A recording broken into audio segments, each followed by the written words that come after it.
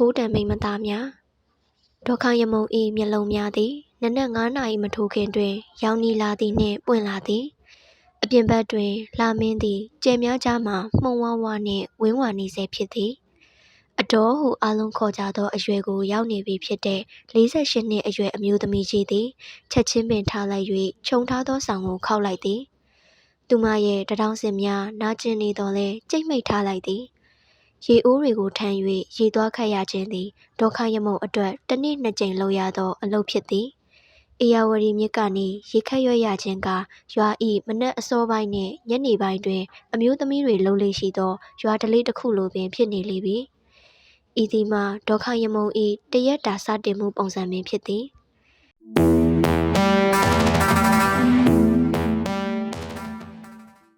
ရေခတ်အပြီးမနက်9 နာရီမှာထမင်းချက်ဟင်းချက်ရင်ခင်မွန်းဖြစ်သူနှင့်သားသမီးတွေအတွက်နနက်စာပြင်ဆင်နေသည်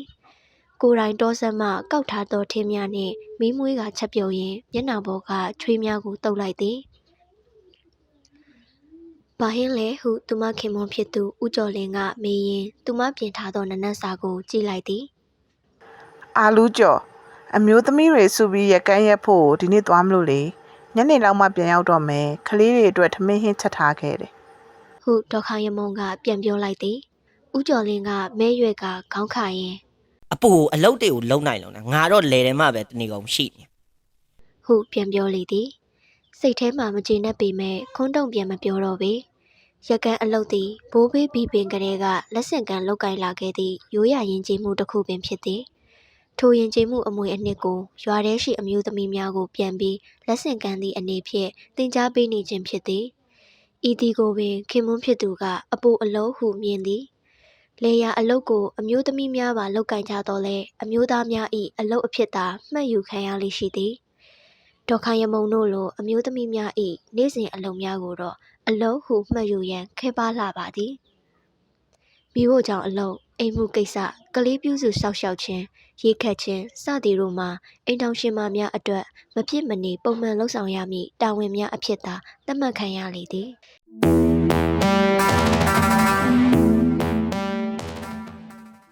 နနက်8 နာရီတွင်ဒေါခယမုံသည်ရက်ကွက်ထဲမှအမျိုးသမီးများနှင့်အတူရက်ကန်းရက်ရန်ထွက်လာခဲ့သည်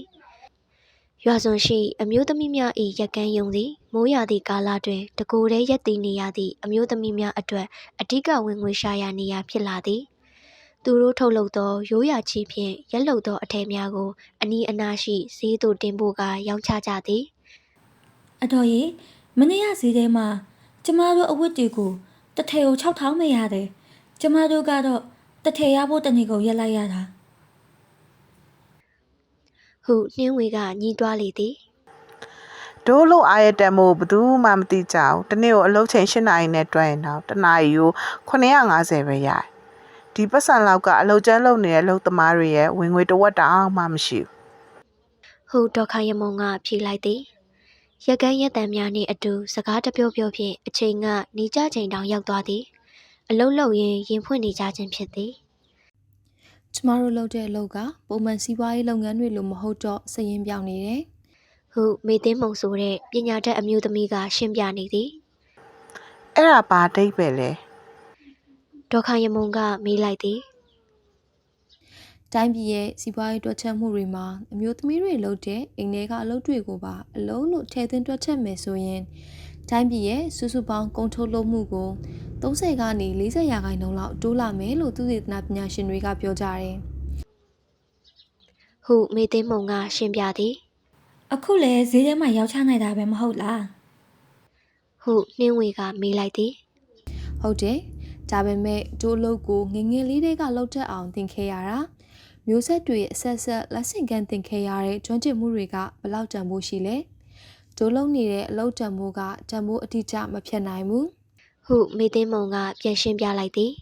ဒေါခယမုံတို့အုပ်စုသည်စားစရာလေးများကိုမျှဝေစားတောက်ကြရင်မေသိန်းမုံရဲ့သင်ခန်းစာကိုဆက်လက်နားထောင်ကြသည်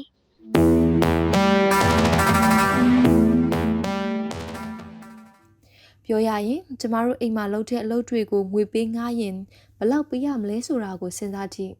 ကလေးချိန်တဲ့သူငှားမယ်အိမ်တန်ရှင်းလုပ်တဲ့သူငှားမယ်ထမင်းဟင်းရှက်ရင်အိမ်ကိုကြည့်ရှုထိန်းသိမ်းမဲ့သူငှားရင်တစ်လကိုသိန်းကနန်းလောက်ကုန်မယ် ဒါပေမဲ့ကျမတို့လူမိန်းမတွေကတော့ဓာတ်တွေကိုအခချင်းငွေမယူဘဲနဲ့လုပ်နေခဲ့တာ ဒါကိုအစိုးရတွေကသိရလား ဟုနှင်းဝေကမေးလိုက်သည် တီတော့တီတယ်ဒီစနစ်ကိုပြောင်းဖို့အတွက်ကကျမတို့မျိုးဆက်မှာခက်ခဲမဲ့ထင်တယ်ဒါပေမဲ့ကိုယ့်တမိုးကိုသိနေဖို့တော့အရေးကြီးတယ် ဟုမေသိန်းမုံကပြောပြလိုက်သည်ဒေါခါယမုံဤခန္ဓာကိုယ်သည်ရက်ကန်းကိုဆွဲလိုက်တွန်းလိုက်လို့ရင်သူမဤစိတ်ကမူမေသိန်းမုံပြောသောစကားများအကြောင်းစဉ်းစားနေသည်ညနေ၄နာရီခန့်တွင်သူတို့ရက်လုသောအထည်များကိုတင်ကအိမ်သို့ပြန်ရန်ပြင်ဆင်ကြသည်ဒေါခါယမုံသည်အိမ်ပြန်ရလမ်းတစ်လျှောက်ဈေးမှဝယ်ယူစရာရှိသည်များကိုဝယ်ယူခဲ့သည်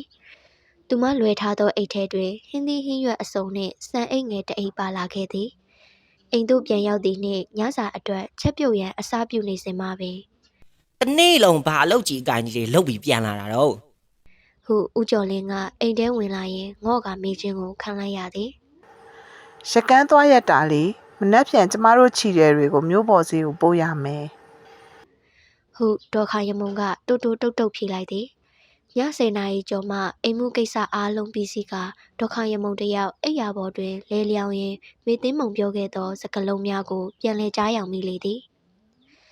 မျိုးသမီးတွေရဲ့အလုပ်တိုင်းတာလို့မရတိုင်းတာလို့မရတိုင်းတာလို့ ဟုစိတ်ထဲကတီတိုးရေရွက်ကအိပ်ရာဝင်လိုက်ပါတော့တယ်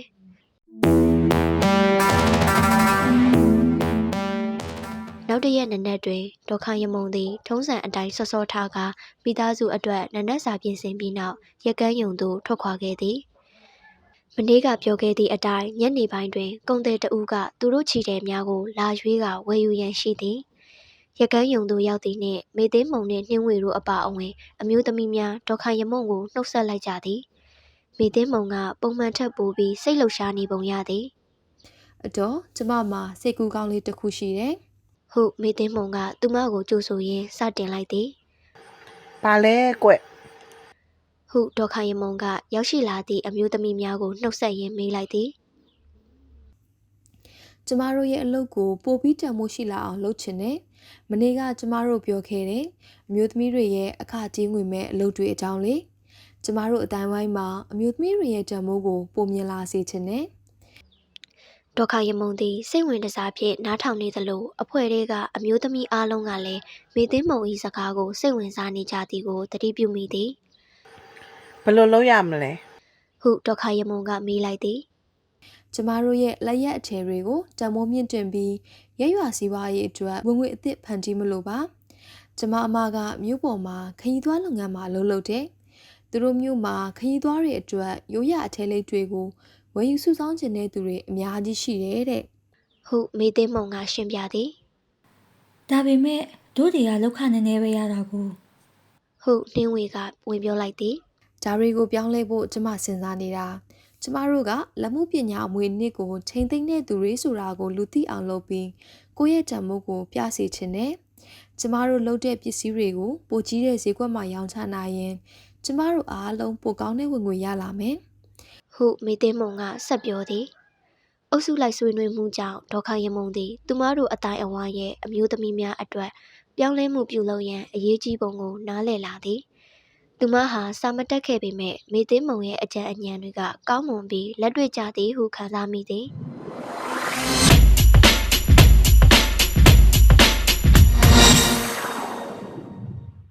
ဒါဆိုရင်ငါတို့အားလုံးဘာတွေလုပ်ရမလဲ ဟုအခြားအမျိုးသမီးတဦးကမေးလိုက်သည် ကျိုးတွေအတွက်သတင်းအချက်အလက်တွေကိုသိဖို့လိုတယ်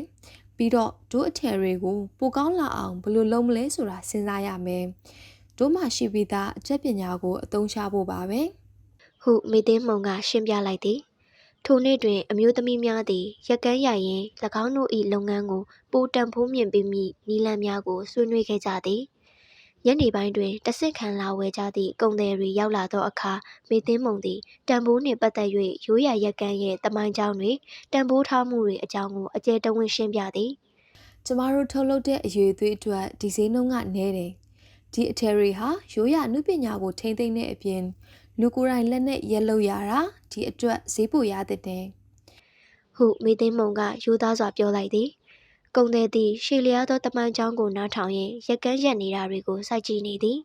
အရင်ကတော့ဒီအတိုင်းဘာမှမသိတော့ ခင်ဗျားတို့ကိုအပူငွေတစ်ခုရစီချင်တာမဝယ်နေတာပါ ဟုပြောလိုက်သည် ကျမတို့ဟာအလုပ်တစ်ခုအနေနဲ့တည်တည်ချာချာလုပ်ကင်နေတာပါ ဟုမေသိန်းမုံကပြန်ဖြေလိုက်သည် ကျမတို့ဟာဘဝတစ်ခုလုံးနှိမ့်မြုပ်ပြီးဒီအတတ်ပညာကိုသင်ယူခဲ့ရတာပါရည်ကျင်းမှုအမွေနေ့တစ်ခုလိုအရေးကြီးတယ်ဒါကြောင့်တန်မိုးလည်းထိုက်တဲ့လောက်ရှိသင့်ပါတယ် လို့ဒေါက်ခယမုံကမေသိန်းမုံရဲ့အပြောကိုထပ်ဖြည့်ပြောလိုက်သည်ထို့နောက်ဒေါက်ခယမုံတို့အဖွဲ့သည်ရက်ကန်းရိုးရာအကြောင်းကိုလုံးစီပတ်စီရှင်းပြကခြိထဲတစ်ပိုင်းဤရာဇဝင်ကိုမြင်သာအောင်ထပ်ဆောင်ပြောပြလိုက်ကြသည်ဝေလက်ကအတန်ကြာအောင်စဉ်းစားပြီးနောက် ကျွန်တော်ခမားတို့ရဲ့စိတ်နဲ့စေတနာကိုနားလဲပါတယ်တကယ်တော့ခီးသွွားတွေကဒီလိုရိုးရာအမှုပညာအတွက်ပို့ပေးပြီးဝယ်ချင်ကြပါတယ်ဒါပေမဲ့အည်သွေးမြင့်မှုဆိုတာတော့တေချာဖို့လိုတော့ ကျမတို့အရေးသွေးအတွက်အာမခံနိုင်ပါတယ် ဟုဒေါက်ခယမုံကခိုင်မာစွာပြောလိုက်သည်ထိုနေ့တွင်ကုံသည်သည်အထည်များအတွက်20ရာခိုင်နှုန်းပိုပေးရန်သဘောတူခဲ့ပြီးနောက်ပိုင်းတွင်အရေးအသွေးမြင့်လာပါကဈေးနှုန်းတိုးပေးနိုင်ကြောင်းပြောကြားခဲ့သည်အိမ်ပြန်လန်းတွင်ဒေါက်ခယမုံသည်မေသိန်းမုံ၏ရဲရင်မှုကိုချီးကျူးမိသည်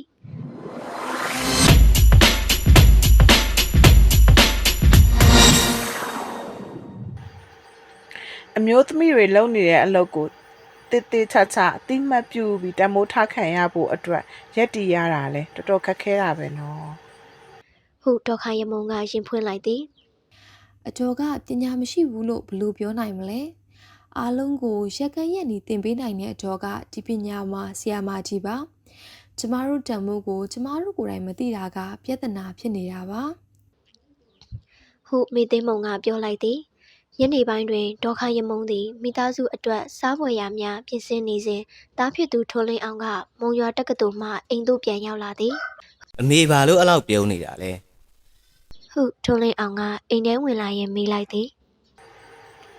မမေတို့ရကန်းရက်နေတာကိုဒီလောက်ကြီးကျယ်ပြီးတော့တမိုးရှိတဲ့အလုံးလို့တစ်ခါမှမထင်ခဲ့ဘူး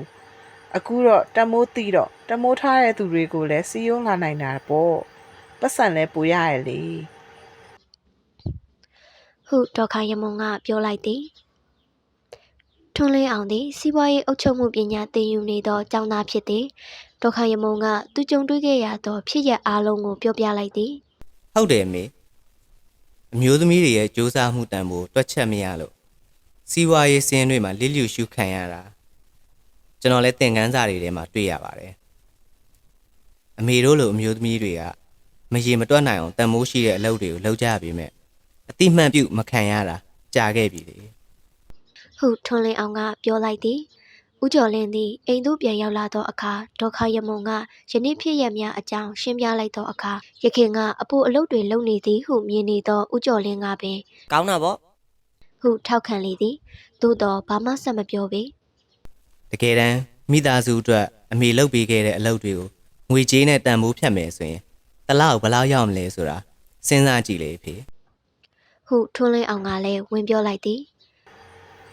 ချီရရီရဲ့တန်မိုးကိုအတိမတ်ပြုတာမျိုးဖြင့်ဒီအိမ်ထဲမှာလည်းလှုပ်ပေးနေရတဲ့အလုပ်တွေကိုပိုတန်မိုးမြင်လာကြရင်ကောင်းမှာ ဟုဒေါက်ခယမုံကမျက်လုံးပင်ပြီးညီးတွားလိုက်သည်ဦးကျော်လင်းသည်အတော်ကြာအောင်စိတ်နေလေသည်ဒီအလုပ်တွေကိုအရေးမပါမိမအလုပ်တွေလို့လက်ခံထားတဲ့ဦးကျော်လင်းအတွက်သူ့သားနဲ့မိမတို့ပြောနေတဲ့အကြောင်းအရာဟာလက်ခံနိုင်မှုခက်သည်သားတော်မောင်နှင့်ဒေါက်ခယမုံတို့နေတိုင်းဆွေးနွေးနေသောအကြောင်းအရာများကရက်ကန်းရချင်းရဲ့တန်ဖိုးနဲ့အမျိုးသမီးအလုံးလို့သတ်မှတ်ထားသောအလုံးများဟာလူတိုင်းလုပ်ရမည့်အလုပ်ဖြစ်ကြောင်းနှင့်အတိအမှတ်ပြုပေးဖို့လိုကြောင်းပင်ကြားဖန်များလာတဲ့ဦးကျော်လင်းလည်းတဖြည်းဖြည်းစိတ်လေလာသည်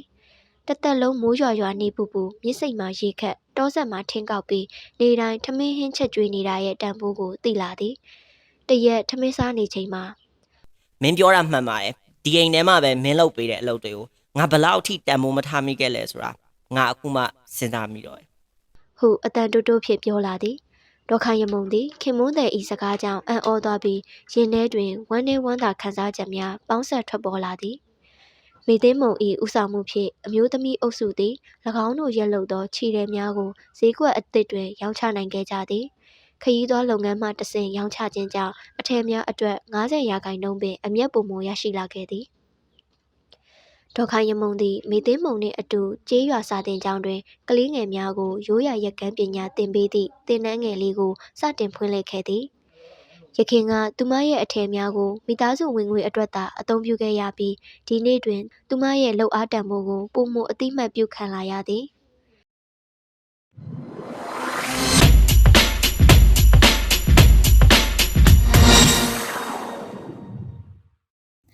အတော့ကျမတို့ရဲ့ကျေးလက်မျိုးသမီးများအစည်းအရုံးကိုတည်ထောင်ခဲ့တာ၄လလောက်ရှိပြီနော်ဒီလအတွက်ဘလောက်ဝင်ငွေရသွားပြီလဲ ဟုမေသိမ်းမုံကမေးလိုက်သည် ရက်ကန်းရတဲ့ဝင်ငွေကတိုးလာတဲ့အပြင်ငါတို့ရက်ကန်းကိုတင်ပေးတဲ့ဝင်ငွေနဲ့ပါပေါင်းရင်အရင်ထက်3ဆလောက်ပိုများလာပြီ ဟုဒေါက်ခိုင်ရမုံကအားရဝမ်းသာပြောလိုက်သည် ဒါဆိုရင်ကျမတို့နောက်ထပ်အစီအစဉ်စလို့ရပြီပေါ့နော် ဟုမေသိမ်းမုံကအကြံပြုလိုက်သည်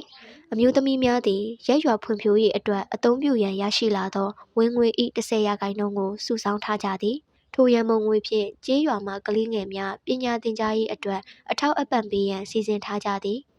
အမျိုးသမီးများတနိုင်တစ်ပိုင်ဝင်ငွေရရှိလာတာကြောင့်နွမ်းပါသောကလေးများကိုကြောင်းထားလာနိုင်ကြသည်ဒေါက်ခိုင်ရမုံ၏အိမ်တွင်လည်းအပြောင်းအလဲများရှိလာခဲ့သည်ဦးကျော်လင်းသည်အိမ်မှုကိစ္စများကိုပုံမှုကူညီလာပြီးအိမ်ထဲတွင်ဇနီးသည်လောက်ကင်နေသောအလုပ်များ၏တန်ဖိုးကိုပုံမှုအတိမတ်ပြုလာသည်ယခုအခါမေသိမ်းမုံသည်မြို့ရင်းရှိတက္ကသိုလ်တစ်ခုတွင်အမျိုးသမီးများ၏စီးပွားရေးကိစ္စများကိုဆွေးနွေးရန်ဖိတ်ကြားခံခဲ့ရသည်ထိုနေ့မတိုင်ခင်တရက်တွင်မေသိမ်းမုံသည်နောက်ဆုံးအစည်းအဝေးအတွက်ဒေါက်ခိုင်ရမုံအိမ်သို့လာရောက်လည်ပတ်ခဲ့ကြသည် အတော့မနက်ဖြန်ဆွေးနွေးပွဲမှာအတော်ရဲ့အတွေ့အကြုံကိုပြောပြပေးလို့ရမလား ဟုမေသိမ်းမုံကမေးလိုက်သည် ။အော်ငါလားငါဘာသိမှာလဲငါဘာသိလို့လဲနင်မဲသွားပြောလိုက်ပါ ဟုဒေါက်ခိုင်ရမုံကတတိဝင်သွားဟန်ဖြင့်ပြောလိုက်သည်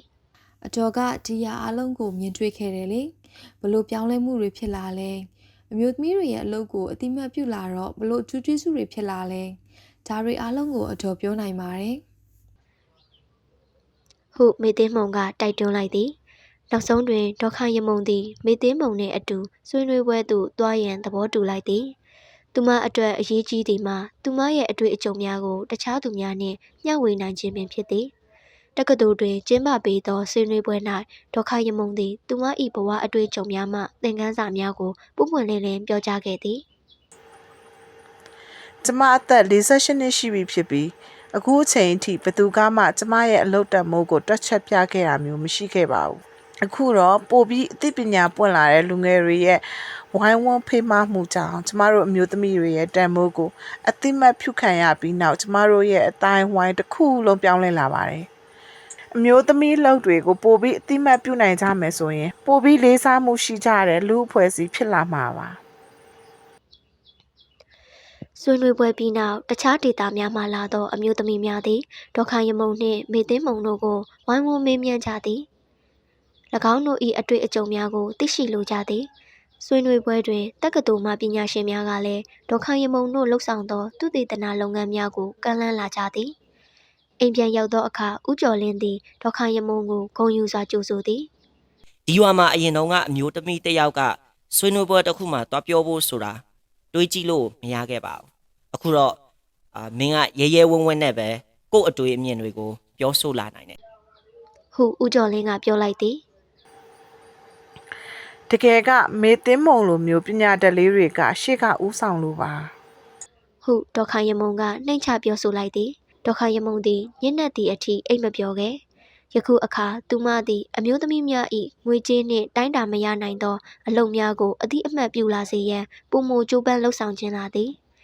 အမျိုးသမီးတိုင်းသည်ကဘာကြီးအတွက်ငွေကြေးတန်ဖိုးဖြင့်တိုင်းတာ၍မရသောအရေးပါသည့်လုပ်ငန်းများကိုဆောင်ရွက်နေကြကြောင်းလူတိုင်းနားလည်လာစေခြင်းခဲ့သည်နောက်တစ်နေ့တွင်သူမကိုရက်ကန်းတင်ပေးခဲ့သောလက်ဦးဆရာမိခင်ကြီးကိုတတိယမိသည်မိခင်ကြီးသည်ဒေါက်ခိုင်ရမုံအသက်20အရွယ်တွင်ကွယ်လွန်ခဲ့ပြီးသူမထံမှရက်ကန်းရိုက်ပညာကိုသင်ယူနေစဉ် ။သမီးရေရက်ကန်းရိုက်တဲ့အခါတို့ရဲ့ဇာတိအမွေကိုထည့်ရိုက်တယ်။တို့ရဲ့အိမ်မက်ကိုထည့်ရိုက်တယ်။တို့ရဲ့ဇလန်းကိုထည့်ရိုက်တယ် ဟုပြောခဲ့ဘူးသောစကားကိုပြန်လည်ကြားရောက်လာမိသည်နှစ်နှစ်ကြာလာသောအခါမေသိမ်းမုံနှင့်ဒေါက်ခိုင်ရမုံတို့ခေါင်းဆောင်သည့်ကျေးလက်အမျိုးသမီးများအစည်းအရုံးသည်တိုးတက်မှုများစွာရရှိခဲ့သည်အဖွဲ့ဝင်20ဦးမှ80ကျော်အထိတိုးတက်လာခဲ့သည်၎င်းတို့ထုတ်လုပ်သောအထည်များသည်နိုင်ငံခြားအထိတင်ပို့ရောင်းချနိုင်ခဲ့သည်ယခုအခါ15မိုင်ခန့်အကွာရှိကျေးရွာ2ရွာတွင်ရက်ကန်းပညာသွားရောက်သင်ကြားပေးနေပြီဖြစ်သည် အဖွဲ့၏အောင်မြင်မှုကိုသိရှိတွေ့မြင်ရသည့်ပညာရှင်များနှင့်သုတေသီများက၎င်းတို့၏အတွေ့အကြုံကိုအခြေခံကလေ့လာသုတေသနများပြုလုပ်ခဲ့ကြသည်၎င်းတို့ကိုဒေါက်တာရမုံတို့အတိုင်းအဝိုင်းကိုကူညီရန်အဖွဲ့အစည်းတစ်ခုကထောက်ပံ့ငွေများပေးအပ်ခဲ့သည်ဒေါက်တာရမုံတို့အဖွဲ့သည်အဆိုပါရမုံငွေဖြင့်ကျေးရွာတွင်အမျိုးသမီးများအတွက်ပညာသင်ကြားရေးစင်တာလေးတစ်ခုတည်ထောင်နိုင်ခဲ့သည်ထိုစင်တာတွင်အခြေခံစာတက်မြောက်ရေးစည်ရင်းအင်းနှင့်စီးပွားရေးအခြေခံသင်တန်းများအပြင်ရိုးရာရက်ကန်းပညာသင်ကြားရေးလုပ်ငန်းများကိုလည်းသင်ကြားပေးလျက်ရှိသည် ဒီစင်တာကိုဘာနာမည်ပေးကြမလဲ ဟုမေသိန်းမုံကမေးလိုက်တော့အခါဒေါက်တာရမုံက ထင်ရှားတဲ့နာမည်တွေကိုပေးကြပေါ့ ဟုပြန်ဖြေလိုက်သည် ဒီစင်တာရဲ့နာမည်ကိုအတော့ကိုအတိအမှတ်ပြုတဲ့အနေနဲ့ရမုံအမျိုးသမီးများစွမ်းရည်မြင့်စင်တာလို့ပေးချင်ပါတယ် ဟုနှင်းဝေကအကြံပြုလာသည်ဒေါက်တာရမုံသည်ရုတ်တရက်ဆိုသလိုမျက်ရည်ဝဲလာပြီးခေါင်းခါလိုက်သည် အိုးမလုပ်ပါနဲ့ကွယ်ငါဘာမှထူးခြားတာမဟုတ်ဘူးအားလုံးရဲ့ပူးပေါင်းဆောင်ရွက်မှုကနေဒီအောင်မြင်မှုရလာတာပါ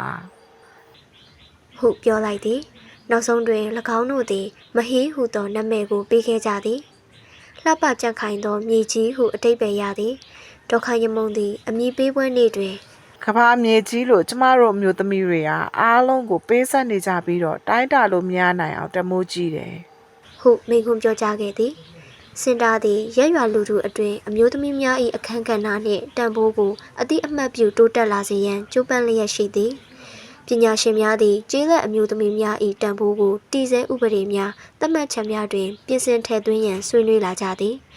ဒေါက်တာရမုံသည်သူမအိမ်ရှိဝေယနာတွင်ထိုင်ရင်းငယ်စဉ်ကမိခင်နှင့်အတူရက်ကန်းရက်ခဲ့သည်ကိုပြန်လည်အမှတ်ရနေမိသည်ပုံမှန်အတိုင်းကိုယ့်အလုပ်ကိုလုပ်နေကြအတိုင်းဆက်လုပ်ရင်းတိုင်းတာမရသောတန်ဖိုးကိုဖန်တီးခဲ့ကြသည်ဟုခန်းစားမိသည်နိုင်ငံတော်အစိုးရမှအမျိုးသမီးများဖွံ့ဖြိုးတိုးတက်ရေးလုပ်ငန်းများနှင့်ပတ်သက်သည့်ပညာရှင်အဖွဲ့သည်ကျေးလက်ဒေသများရှိအမျိုးသမီးများရင်ဆိုင်နေရသောစိန်ခေါ်မှုများကိုလေ့လာရန်ရောက်ရှိလာသည်၎င်းတို့သည်ဒေါက်တာရမုံတို့အဖွဲ့၏အတွေ့အကြုံများကိုလေ့လာပြီးအမျိုးသမီးများ၏တိုင်းတာမရနိုင်သောအလုပ်များကိုစီးပွားရေးစနစ်တွင်ရည်သို့တန်ဖိုးထားသည့်ကြောင်းအစီရင်ခံစာတစ်စောင်ရေးရန်ဖြစ်သည် ဒေါက်ခိုင်ရမုံခမရတို့အတန်းဝိုင်းဟာပြောင်းလဲလာပြီမျိုးဝါတာမိပါတယ်ခမရအမြင်မှာဘာတွေပြောင်းလဲသွားလဲ ဟုထိုအရာရှိကမေးလိုက်သည် ကျမတို့လောက်တာရိုးရှင်းတဲ့အရာပါပဲကျမတို့ကိုယ်တန်ဖိုးကိုအတိမတ်ပြုဖို့အခြားသူတွေကလည်းကျမတို့ရဲ့လုပ်အားတွေကိုအတိမတ်ပြုဖို့လိုတယ်ဆိုတာပါပဲ ဟုဒေါက်တာရမုံကပြောလိုက်သည် မေသိန်းမုံအနေနဲ့ရောဘာတွေထပ်ပြောချင်တာရှိလဲ ဟုအရာရှိကဆက်မေးလိုက်သည် အမျိုးသမီးတွေကဝင်ငွေရှာနိုင်တဲ့အခါကိုတန်မိုးထားကြလာပြီးတော့အတိုင်းပိုင်းကလည်းပိုတန်မိုးထားလာကြတယ်ကိုတန်မိုးကိုတိလာတယ်ဆိုတဲ့နေရာမှာငွေကြေးတစ်ခုတည်းကိုမဆိုလိုပါဘူးလူအဖွဲ့အစည်းမှာကိုယ့်ရဲ့အခန်းကဏ္ဍကိုအတိမတ်ပြုခံရခြင်းကိုဆိုလိုတာပါ ဟုထပ်မံရှင်းပြလိုက်သည် ဒီကာလအတွင်းကျမတို့နားလည်လာတာကအမျိုးသမီးတွေရဲ့အလုပ်ကိုတန်မိုးထားလာတဲ့အခါဘသူကမှအပိုအလုပ်ကိုမလုပ်ရတော့ဘူးဒါကပူပေါင်းဆောင်ရွက်ဖို့အကြောင်းဖြစ်လာတယ်အားလုံးပို့ပြီးပျော်ရွှင်တဲ့လူအတိုင်းဝိုင်းဖြစ်လာပါတယ် ဟုဒေါက်တာရမုံကဆက်လက်ရှင်းပြလိုက်သည် တိုင်းပြည်လုံးရဲ့ဝင်ငွေတန်မိုးတွေကိုဘယ်လိုတွက်ချက်ရမလဲဆိုတာကျမတို့တာမန်လူတွေအနေနဲ့မသိပါဘူးဒါပေမဲ့အမျိုးသမီးတွေရဲ့လုပ်အားခကိုအတိမတ်ပြုခံရဖို့ကအရေးကြီးတယ်ကျမတို့ဘာတွေလုပ်ပေးနေတယ်ဆိုတာကိုတမိုးထားစေချင်ပါတယ် ဟုဒေါက်တာရမုံကပြန်ဖြေလိုက်သည်ထိုအချိန်မှစ၍ဒေါက်တာရမုံသည်ရိုးရာရက်ကန်းအမှုပညာနှင့်အမျိုးသမီးများ၏အခမ်းကဏ္ဍကိုအတိအမှတ်ပြုခြင်းဆိုင်ရာအမျိုးသားအဆင့်အကြံပေးအဖွဲ့တွင်ပါဝင်လှုပ်ဆောင်ခွင့်ရခဲ့သည်ပညာမတတ်သောကျေးလက်အမျိုးသမီးတဦးအနေဖြင့်ဤကဲ့သို့အဖွဲ့တစ်ခုတွင်ပါဝင်ခွင့်ရရှိခြင်းသည်ယခင်ကမရှိဘူးသောတိုးတက်မှုတစ်ခုဖြစ်သည်သူမအနေဖြင့်အကြံပေးအဖွဲ့တွင်ပါဝင်ရာတွင်ဒေါက်တာရမုံသည်ခိုင်မာသောမေးခွန်းတစ်ခုကိုအမြဲတမ်းမေးလေရှိသည် ဒီဆုံးဖြတ်ချက်ဟာကျင်းလက်နေမိန်းမတစ်ယောက်ရဲ့ဘဝကိုဘလောက်အကျိုးသက်ရောက်မှုရှိမလဲဒီဆုံးဖြတ်ချက်ဟာလုပ်အားအတွက်တင့်တော်တဲ့တန်ဖိုးပေးရလား ဟူ၍ဖြစ်သည်ဒေါက်တာရမုံသည်ဤလှုပ်ရှားမှုတွင်ပါဝင်ရင်းအသက်ကြီးရင်လာတော့လဲ၎င်းကိုယ်တိုင်လှုပ်ဆောင်လာခဲ့သောနေ့စဉ်အလုံးများသည်ညီမျှတန်ဖိုးရှိခဲ့ကြောင်းသိနာလည်လာပြီးအမျိုးသမီးငယ်များလည်းထိုသို့သိရှိနားလည်လာစေရန်မျှော်လင့်ကာလှုပ်ဆောင်နေစေဖြစ်ပါသည် တနေ့တွင်အိရှိဝေယနာ၌ထိုင်းနေစဉ်ခြေလန်းတံများကြားရပြီး73နှစ်အရွယ်မြေးမလေးခင်မြတ်နိုးကပြေးဝင်လာသည်ထိုညနေခင်းသည်ခင်မြတ်နိုးအတွက်ရက်ကန်းပညာသင်ကြားပေးရန်စတင်သည့်နေ့ဖြစ်ခဲ့သည်ရက်ကန်းစဉ်ရှိတွင်ဒေါခရမုံသည်မိမိ၏မြေးမလေးကိုကြည်ရင်သူမမိခင်ကြီးကပေးခဲ့သည့်အဆုံးအမများကိုပြန်လည်ဆင်ခြင်မိသည် သမီးရေရကန်းရိုက်တဲ့အခါဒိုးစာတိအမွေကိုထည့်ရိုက်တယ်ဒိုးရဲ့အိမ်မက်ကိုထည့်ရိုက်တယ်ဒိုးရဲ့ဆက်လန်းကိုထည့်ရိုက်တယ် ဟုဒေါခရမုံကမြေးမလေးကိုတိုးညှင်းစွာပြောလိုက်သည် ဒီချီတဲ့ကိုရက်လောက်တဲ့အခါဒိုးဘဝစကြောင်းကိုဖန်နီးနေတယ်လို့ပဲအိမ်မှာလှုပ်ဆောင်နေတဲ့ကိစ္စတိုင်းကမြင်ရသည်ဖြစ်စေမမြင်ရသည်ဖြစ်စေတန်မိုးရှိပါတယ်အမျိုးသမီးတိုင်းရဲ့လှုပ်ဆောင်မှုတိုင်းဟာတန်မိုးရှိပါတယ် ဟုဆက်ပြောလိုက်ရင်မြေးမလေးအတွက်ချင်းငင်နာကိုဆက်လက်တင်ကြားပေးပါတော့သည်